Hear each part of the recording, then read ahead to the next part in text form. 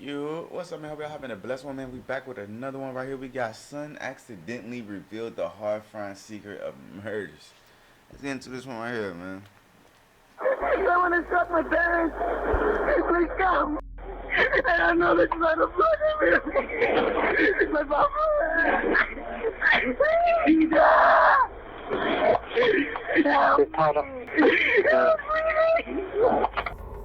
In this emergency call, 20-year-old Seth Gonzalez struggled to convey the nightmare unfolding in his home where his entire family had been viciously murdered. He recounted the chilling events he'd witnessed when authorities reached the scene. There was definitely blood coming from that area, and somehow I assumed in my head that her heart's still beating somehow. But while delivering the funeral eulogy, his odd performance of One Sweet Day unknowingly hinted at some horrifying secrets. Sorry, I never told you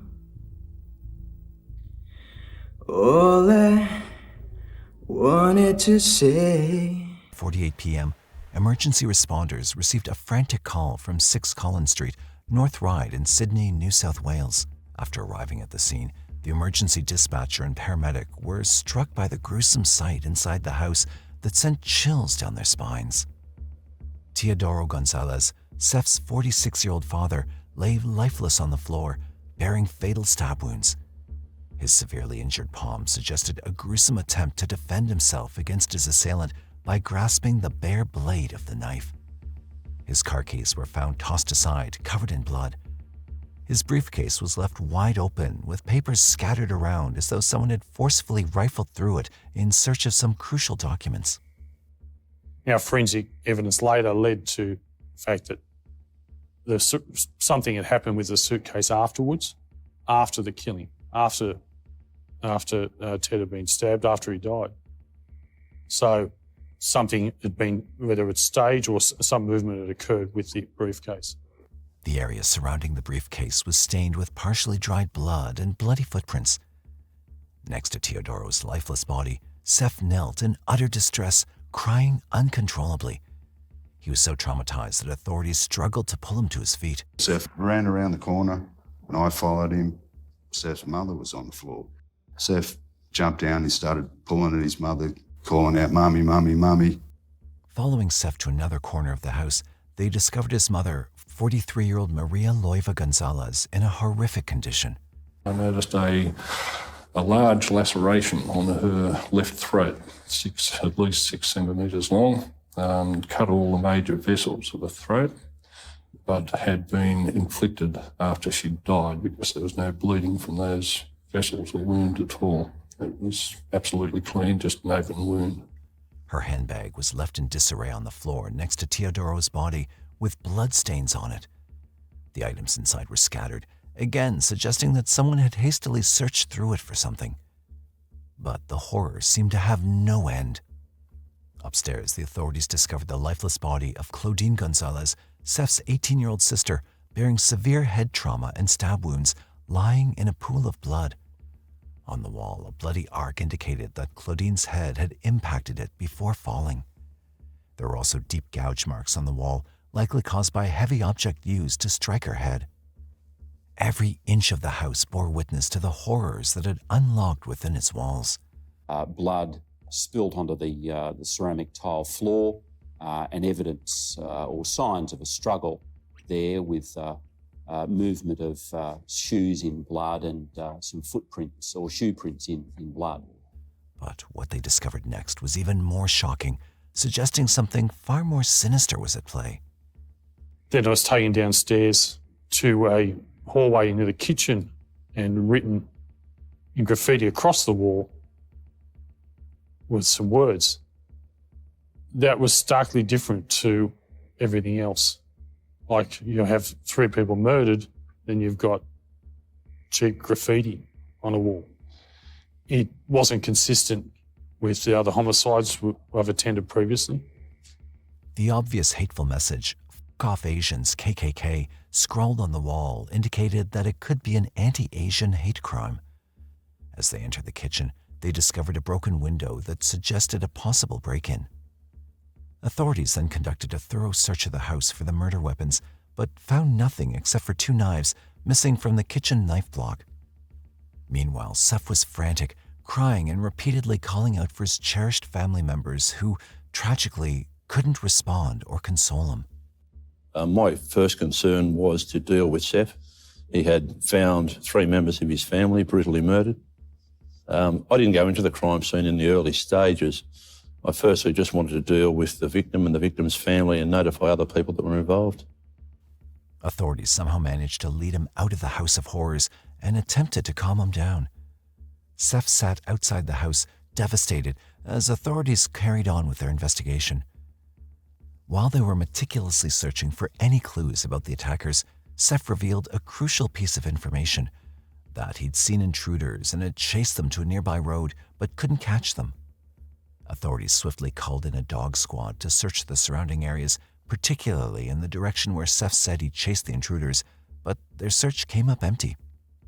At the same time, investigators were perplexed, realizing it was unlikely for Seth to have chased the perpetrators through the garage and down the street at such speed.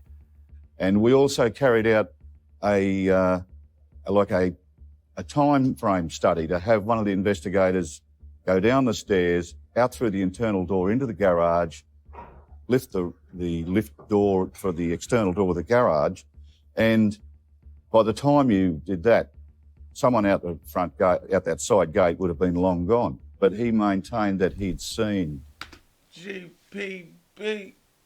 the figure of a person or 2 people running around the corner. Other intriguing details also drew their attention. But what constantly reminded me was how clean, clinically clean, the entire premises was, except for 3 slain people and the blood. And each of those persons, they hadn't been moved about. There'd been limited activity. It was surreal in some ways from other homicides, especially the mass killings. It was very different. Based on the evidence, they assumed that the murders were likely the result of a robbery gone wrong. But others held a starkly different view, that the assailants were merely searching for something. Interesting, upstairs in all of the bedroom, in Seth's room and in the spare bedroom, I remember that the doors of the cupboards were open. Everything inside the cupboards was neatly in place and folded. It actually looked like part of a shop in there. It was that neat, but nothing was out of place. So it seemed that at the time we thought a long time about why the doors were open. You would have expected that everything would have been tipped out on the floor if people were actually looking for money or valuables. To address the anti-Asian hate crime aspect, a specialized task force was formed. I had a multidiscipline team in that because we had an Asian family involved in this incident. We had 2 members of the Asian crime squad to work on the investigation with us. 6 days following the murders, authorities brought Seth back to the residence to reenact the events that would soon prove pivotal in identifying the perpetrators. Can I just get you to go through and somewhat detail what you did at that time? I ran to him, I kneeled down, and an operator answered me straight away. And I said that I needed an ambulance. Again, I realise it's very difficult for you. If you do want to suspend any time, just indicate that. I noticed something in the living room in the couch here. We can suspend temporarily and recommence when you feel right. Okay. Yeah. Okay. But there was definitely blood coming from that area, and somehow I assumed in my head that her heart still beating somehow. Seth asserted that his sister was still alive when he found her. He said that on July 10th, 2001, he'd been out of the city with his friend Sam DeCillo, following the plans they'd made the night before. He picked Sam up around 8 p.m. and they headed to the Sydney Central Business District, where they dined at Planet Hollywood and visited a nearby arcade to play video games.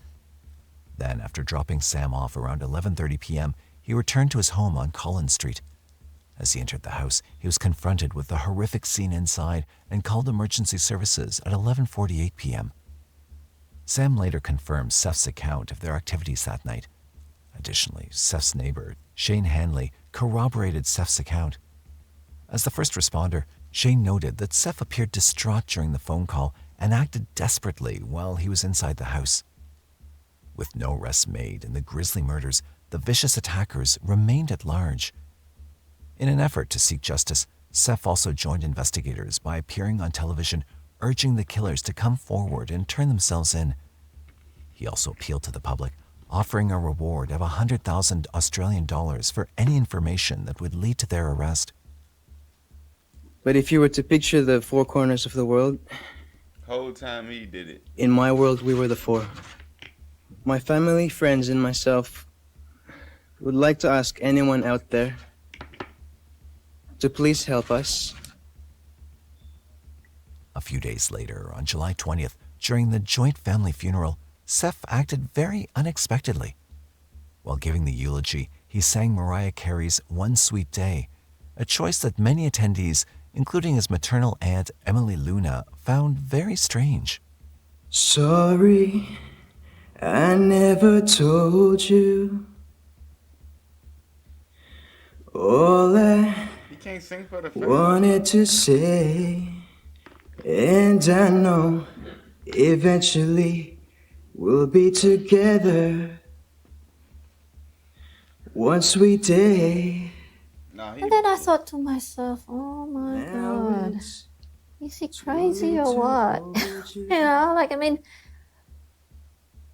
honestly, I'm sorry to say this, but yeah, I just thought it's crazy.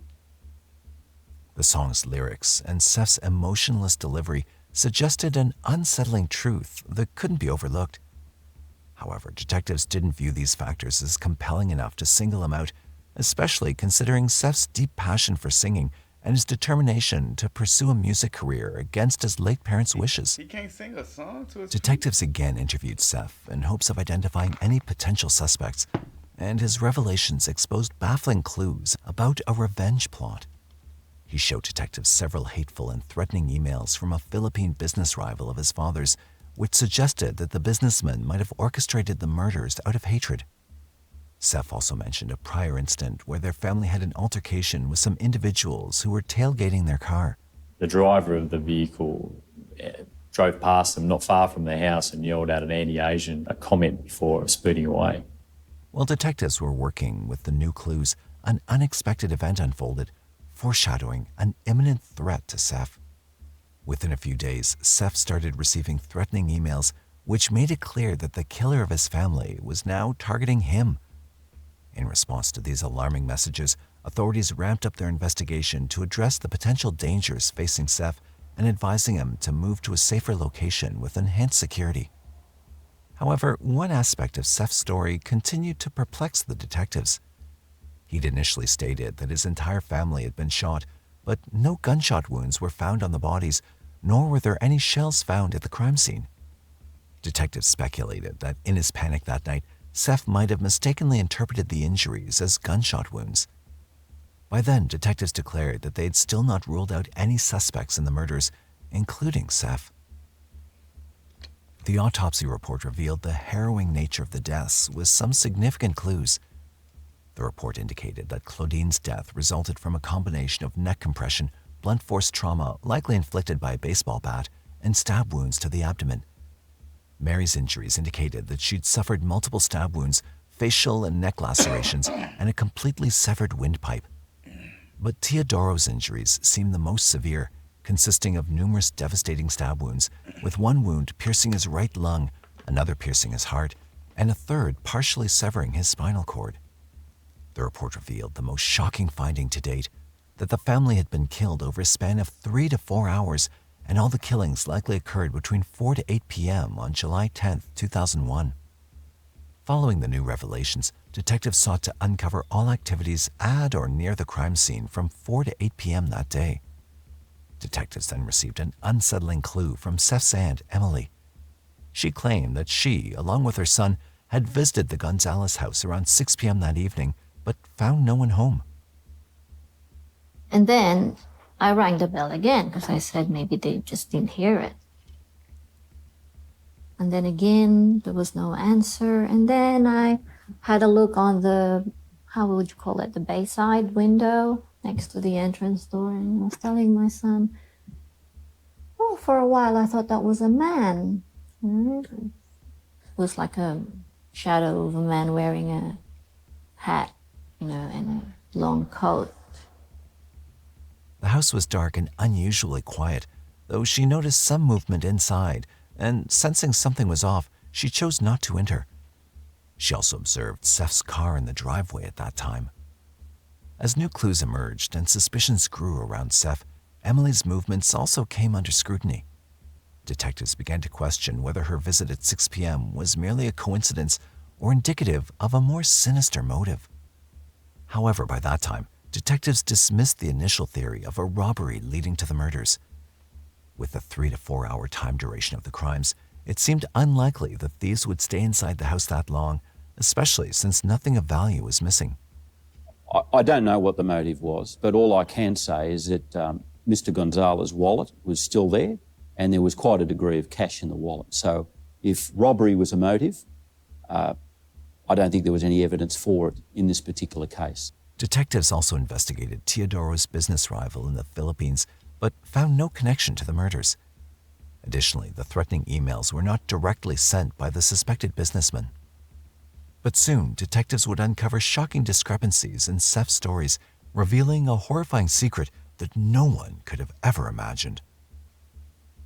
Seth had claimed that blood was gushing from his sister's side, and he'd attempted to staunch the flow using his hands. But this account contradicted the timeline and manner of her death. She'd already been deceased for several hours by the time he found her, which made his description of blood gushing from her side impossible. Said that he gave CPR to her in an attempt to revive her, and it was only later on when the postmortems were conducted that they realised that Claudine would have been dead hours before, and there was no possibility that she was bleeding or any opportunity to revive her. Also, by examining the clothing Seth wore that night, detectives discovered only faint smears of blood that also contradicted his initial claims. Most importantly, Seth's Aunt Emily had seen Seth's car around 6 p.m. in the house carport, which indicated that he was likely present nearby when the horrific events unfolded inside the house. With all these inconsistencies and unanswered questions mounting, when detectives interrogated Seth again, he concocted an alibi. He stated that at 6 p.m. he was waiting in his car before heading to Blacktown to meet a friend named Raph de Leon. After being unable to find Raph's house, he returned home and spent time in his car planning to meet his other friend, Sam DeCillo, at 8 p.m. Seth explained that was why his car was seen at the carport at that time. But when detectives confronted him with the evidence that another witness had seen his car in the house carport between 4 to 5 p.m., he changed his alibi yet again. In this version, Seth claimed that he left his father's office before 4 p.m. that day and returned home but didn't enter. Then, leaving his car in the carport, he took a taxi from a service station to Chatswood, where he visited a brothel to be with an ex-worker. Afterward, he took a taxi back home and, again without entering the house, drove to Sam's place around 8 p.m. He explained that he didn't disclose this alibi earlier because he felt too embarrassed to admit that he'd been with an ex-worker. But soon, detectives found his latest story to be false as well, with contradicting evidence. Records indicated that the ex-worker Seth referred to was not on duty that day. And he attempted to create some alibi evidence by trying to convince one of the women who worked in the brothel that he had been with her that night. And there were something like over 100 SMS messages from him to this worker at the brothel, attempting to convince her to support his alibi. Unbeknown to him, as it turned out, this worker was off that week. The taxi driver also denied giving Seth a ride. He also enlisted the help of a taxi driver by paying him $50 and said to him that, and if anyone asked where I was, please just tell them that you were giving me a lift to Chatswood. The taxi driver took that $50 thinking that he probably had a girlfriend that he was trying to lie for. He was very surprised when I came knocking on his door and told him it was for a triple murder. And he was quick to say that he'd never seen Seth before in his life. With 2 consecutive false alibis, his whereabouts between 4 and 8 p.m. became a source of deep suspicion for the detectives. Though his stories didn't add up, significant leads would soon emerge to shed light on the truth. As detectives delved deeper, they discovered that Seth had visited the family accountant just days after the murders to inquire about his inheritance of approximately $10 million from the family estate. Within a couple of days of the deaths, Seth had gone to see the family accountant to make inquiries about how large the estate was of his parents in Australia and about how he could get access to some of it. Within a few weeks of the deaths, he'd gone to a Lexus dealer and placed an order for a Lexus sports car worth $175,000. He'd informed the car dealership that he'd use his inheritance to finance the purchase. Furthermore, as a supposed crime victim, he had applied for a $15,000 Australian dollar compensation payout. Shortly after the tragedy, Seth had moved into a luxury apartment in Chatswood. He'd also traded in his parents' expensive cars and pawned his mother's jewelry to secure a substantial loan. However, Steph didn't stop there. He even told relatives that he was suffering from a critical brain tumor and solicited 190,000 Australian dollars from his grandmother, Amelita Clariades, in the Philippines for the supposed surgery, which she had refused to give. Detectives also learned from sources that Seth had received substantial sums from several television channels for giving interviews about his family massacre. Every piece of evidence indicated that rather than grieving the tragedy, Seth was solely focused on pursuing money and luxury. Greed is all I can think of. Because after the incident, why would someone who just lost his family first go and see his dad's accountant a few days after the incident? Yeah, I get that money. Why would he drive his mom's sports car around and dress it up with new tires, new skirts, steering wheel, you know? Detectives then meticulously reviewed every piece of collected evidence, including Seth's computer, and what they discovered linked Seth directly to the triple murder case. Numerous searches had been done on his computer by him for ways of killing, and he had purchased some poison seeds and had used those seeds to make a poison liquid that was found in his bedroom, and that liquid had been used in an attempt to poison his mother. He'd also ordered some deadly poisonous seeds through mail order just weeks prior to the murders. Notably, weeks before the murders, his mother had been hospitalized for treatment of food poisoning. It was such a strong poison that in the United States it's categorized as a weapon of mass destruction. And the poison is so strong that just a small amount of it can kill literally hundreds or thousands of people. But what detectives found interesting was Seth's cunning act of blaming others for his mother's food poisoning, playing the role of a caring son. That Seth had sent a letter to a food company claiming that a product had been contaminated and people would die. With no doubts, he was creating a suspect already away from himself if his mother was to die from the poisons. Detectives made another startling discovery when they found certain paints on the sleeve of Seth's jumper. Then there was the fact that on his sleeve that he was wearing at the time, there was some paint that was identical to the paint that had been used to paint a message on the wall inside the house by the person who had supposedly broken into the house and killed all three of them. Additionally, during another search, they discovered a hidden pair of size 7 running shoes in his room. During the search of Seth's room, I noticed this shoebox on the floor of his cupboard. And that shoebox was of interest because of the shoe prints that had been developed during the examination by Detective Sergeant Gibbs. Those footwear were used during the attack, as the crime scene footprints clearly matched it. With the overwhelming evidence against Seth, detectives concluded that he'd acted alone in the cruel killings of his 3 family members. By connecting all dots, detectives were able to reconstruct the chain of events that had transpired inside the Gonzalez house on July 10, 2001, between 4 and 8 p.m., explaining how Seth successfully killed 3 people by himself. So working out that Claudine and Mrs. Gonzalez had lower body temperatures than Mr. Gonzalez gave us a clue, and I think an important clue, that their deaths were considerably earlier in the piece than Mr. Gonzalez. When you look at the timings, that all 3 people were killed at different times. So if the picture emerged for me was this was a crime that was planned. Seth had meticulously planned the cold-blooded killings after his initial attempt to poison his family failed.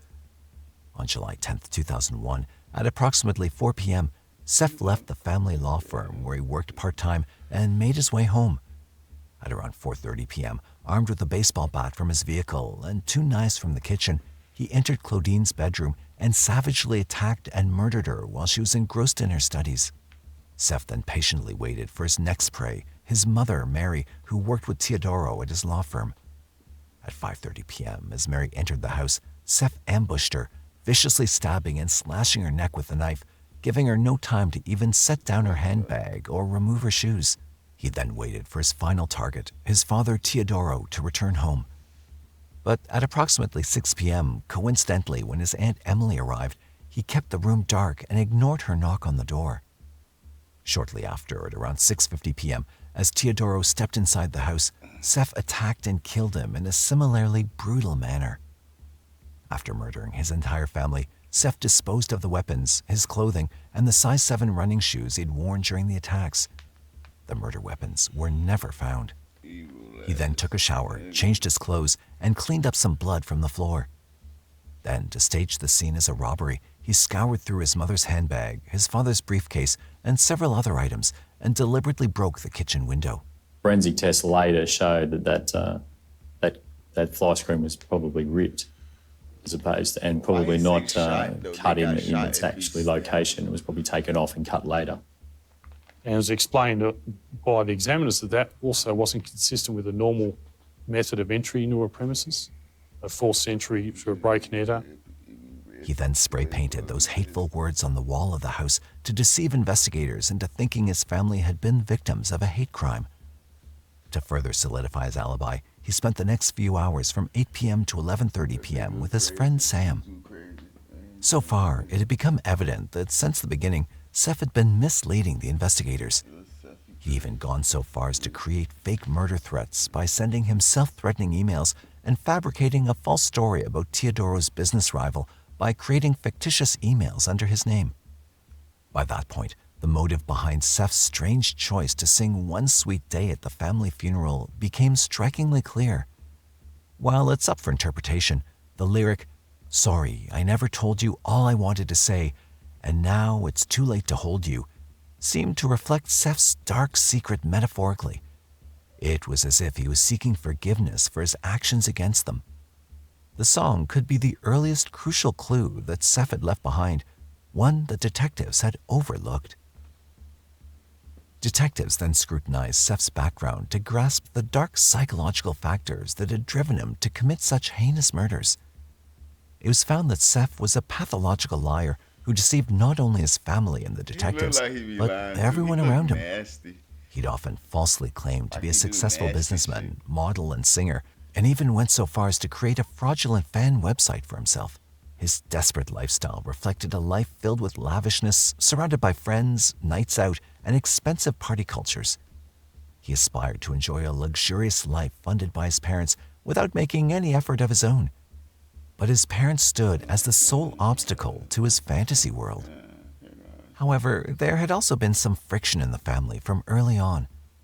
Seth and his sister Claudine were raised in Baguio, Benguet, Philippines by their strict parents.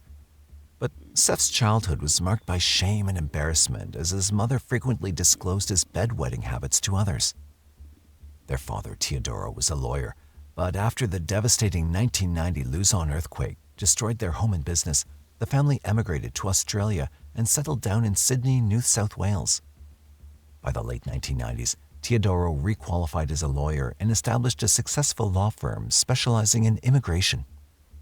The affluent Gonzalez family seemed tightly bonded with devoted Catholic parents who held high aspirations and expectations for their children. Specifically, they had high hopes for their son Seth, expecting him to excel academically and pursue a career in medicine or law, leaving behind his passion for music. But the goal seemed unattainable for him.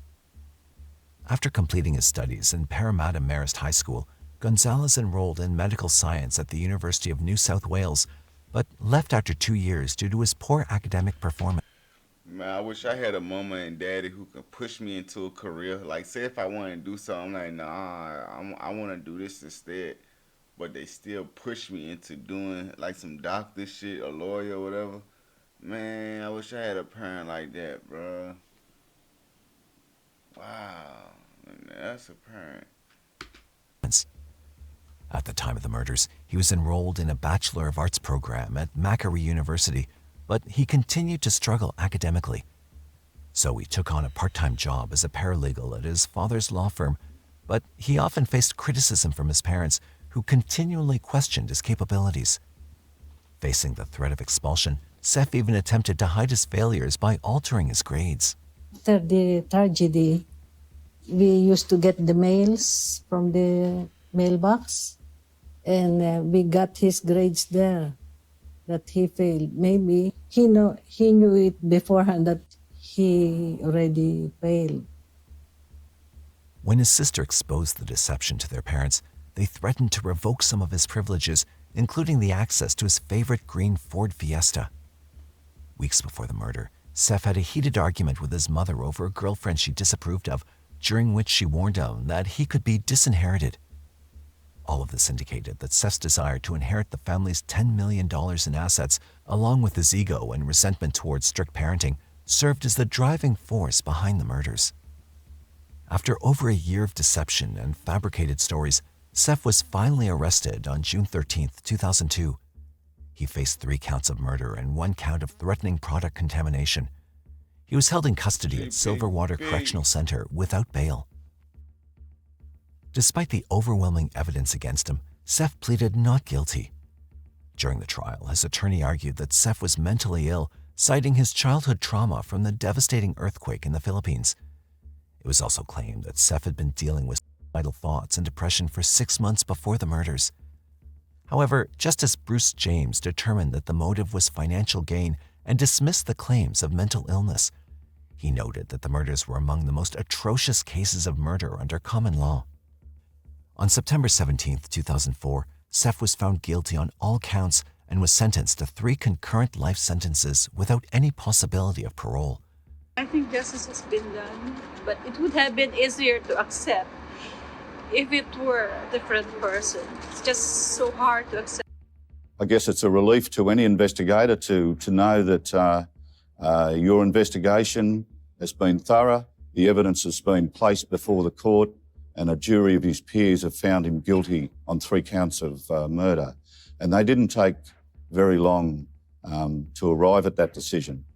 And that was a relief for the investigators and the family. Seth is now serving his sentence in maximum security at Goulburn Correctional Centre in New South Wales.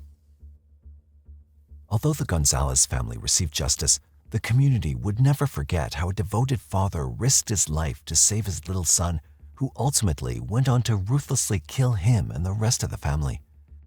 He had his leg pinned under a beam, and his father, out the front of the hotel, seeing his son was missing, actually crawled through the rubble and the dust and the debris to rescue his son.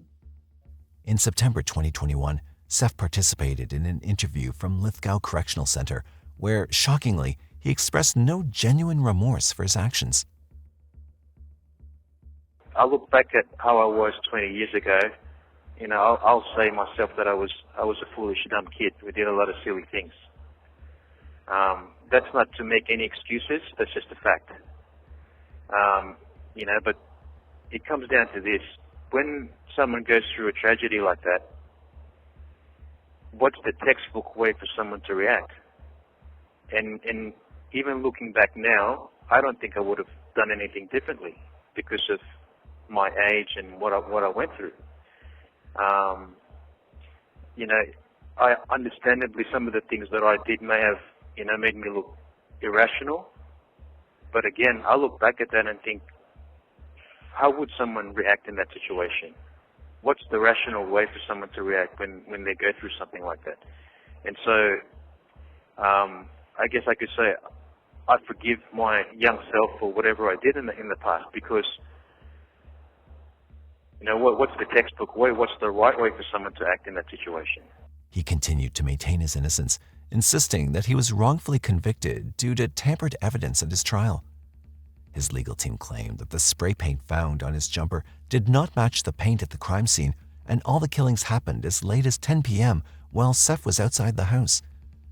However, Seth remained optimistic about clearing his name and being released from jail soon.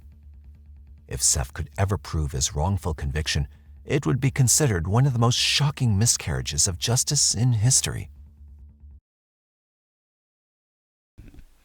Alright, man, we had to wrap this one up, and y'all go ahead and like, comment, and subscribe. Hope y'all have a blessed one. See y'all on the next video.